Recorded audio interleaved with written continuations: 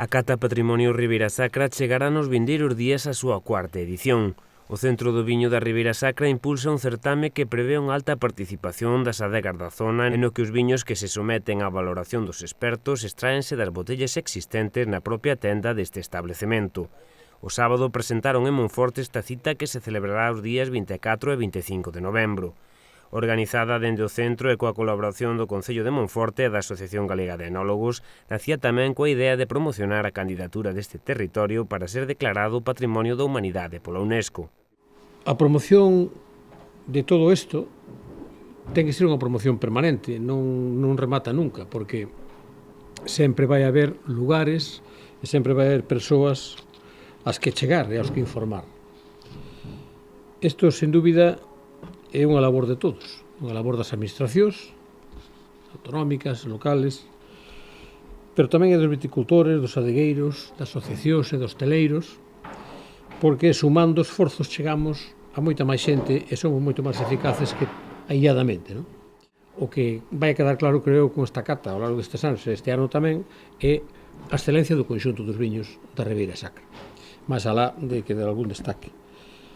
Hoxe, os nosos brancos e os nosos tintos, xóvenes ou de barrica, compiten en calidade con calquera dos viños de outras denominacións de orixe.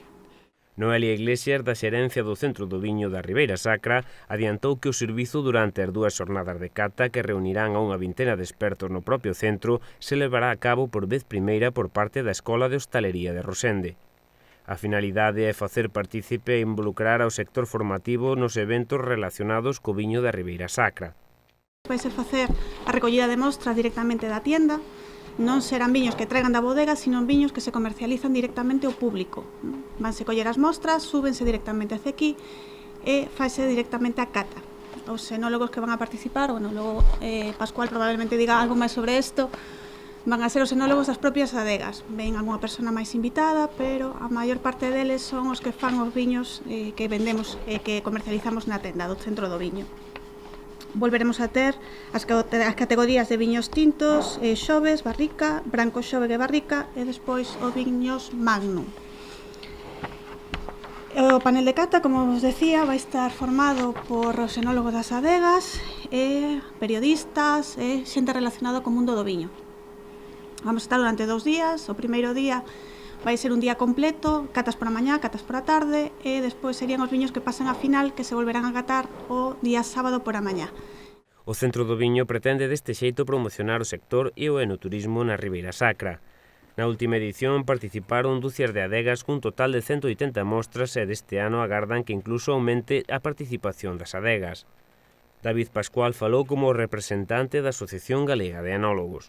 A asociación estamos encantados de volver a participar en esta cata por 2 razones fundamentales. Una de ellas es lo que decían, una recogida de muestras de la tienda, no es una recogida de muestras que envíen desde la bodega, que eso es muy interesante ya de cara al público, ¿no? a los potenciales clientes de estos vinos.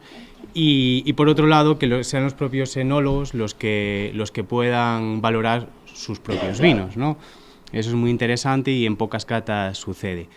La idea es la del año pasado, de los años anteriores, que participen enólogos de las bodegas participantes y a mayores, pues periodistas, sumilleres y gente que está relacionada con el mundo del vino.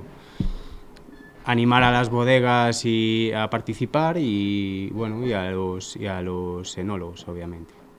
A Cata Patrimonio Ribeira Sacra deixará na súa terceira edición 20 premios na totalidade das categorías equivalentes á medalla de prata e medalla de ouro.